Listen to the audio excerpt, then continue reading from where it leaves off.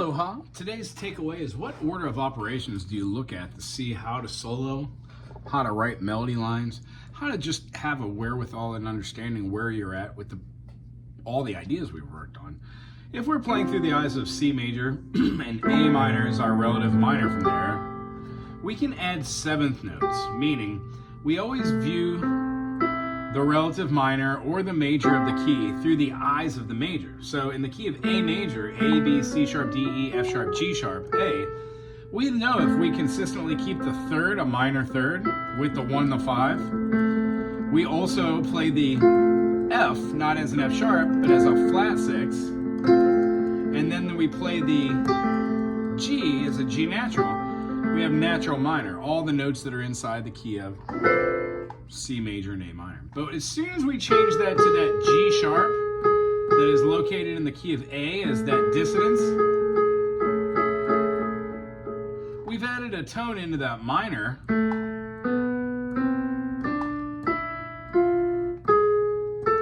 that completely changes the A minor, the B diminished, the C major, the D minor. This D minor now is changed to a diminish. And then when we move up to the E, our G has now become a E major.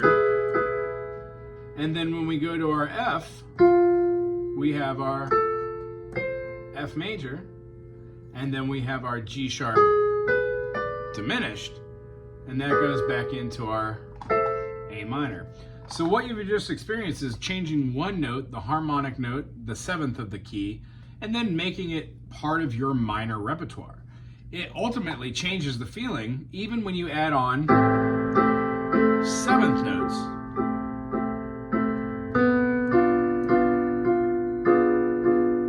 See how that secondary chord was the diminished?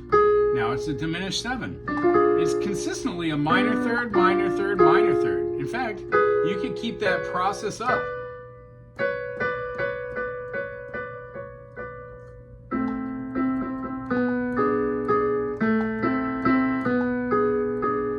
When we go to our C, it holds that diminished feeling. So a lot of the times, a lot of the play work is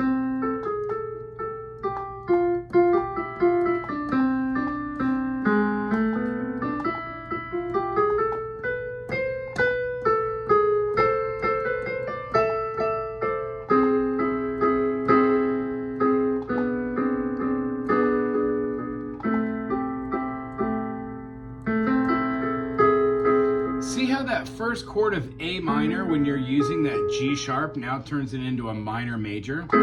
Minor major. We then have our diminished 7.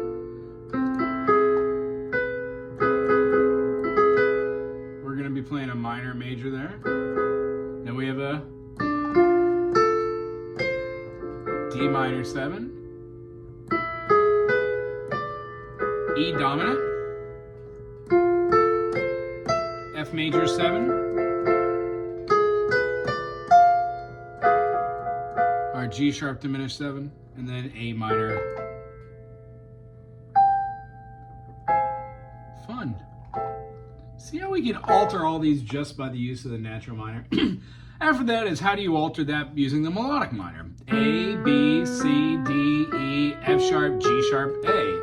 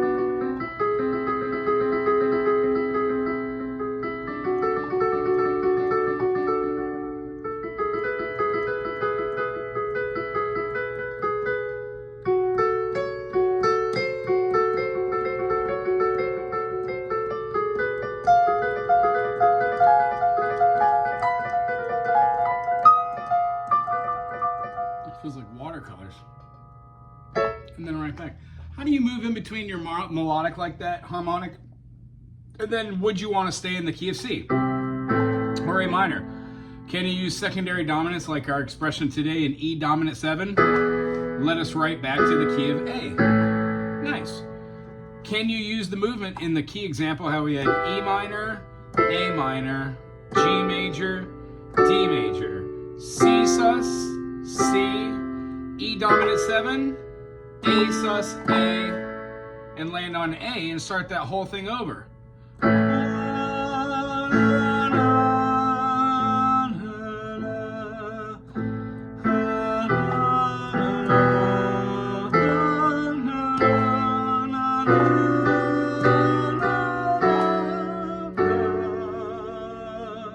Maybe a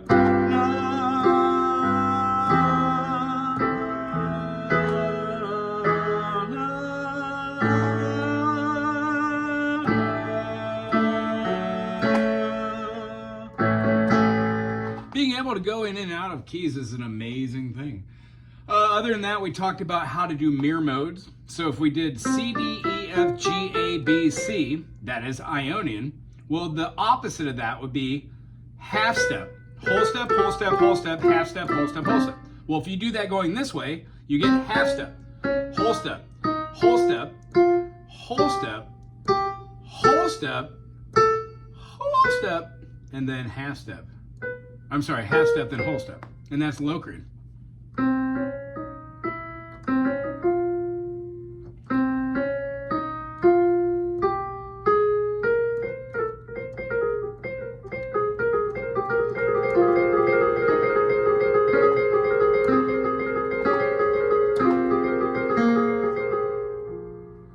Reminds me of Carol of the Bells there. I didn't know Carol of the Bells had a Lohengrin feel to it. That's awesome. Anyway, hope you had a good time today. I sure as heck did.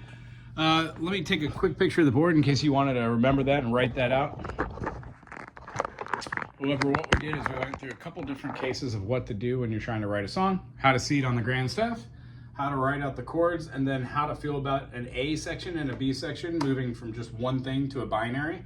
And then what we talked about at the end was a ternary form, about turning your A section into a major, seeing if you could write a melodic theme over this major cadence and then somehow use one of these structures, melodies, modes, scales, melodic themes in a part writing idea, and then get back into that the other chord by using a secondary dominant or moving directly to it, whether abruptly or not. The only thing that you and I really haven't talked about that I'd like to spend some time on next is called cadences, whether you could have an imperfect or a perfect authentic cadence. It's good seeing you this week. I'll see you next week. Aloha.